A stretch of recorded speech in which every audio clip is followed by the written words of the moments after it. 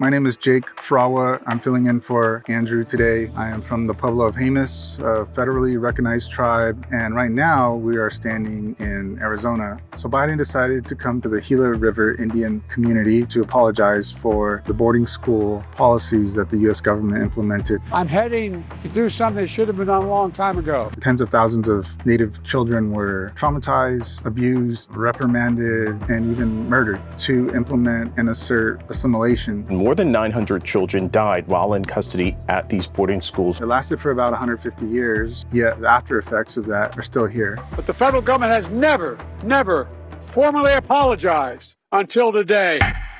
Let's talk about the schools Biden's apologizing for. The primary goal of residential boarding schools, whose stated slogan was actually "Kill the Indian, Save the Man," was to cause Native children to assimilate into American culture during westward expansion, a time during which the western frontier was rife with bloody conflict between colonial armies and tribes like the Lakota, Sioux, and Apache, who fought tooth and nail to protect their land. It was in territories that were seized by colonial armies that the boarding schools began. After the schools were built, the first generation of Native children were systematically separated from their families, shipped off often hundreds of miles away, and placed into what are essentially cultural concentration camps, with the primary goal being linguicide, language death, the complete abolition of native tongues, which would stop children from being able to communicate with elders, thereby cutting off the transmission of oral history between generations. Generations of Native children stolen, taken away to places they didn't know, with people they never met, with spoken language they had never heard, their clothes taken off, their hair that they were told was sacred was chopped off, their name literally erased, replaced by a number. Many kids at these schools, typically at the hands of missionaries, endured neglect, abuse, and torture. And much of the brutality administered by the schools came as a direct punishment for things like wearing traditional jewelry and, of course, uttering a word of a native language. Children abused,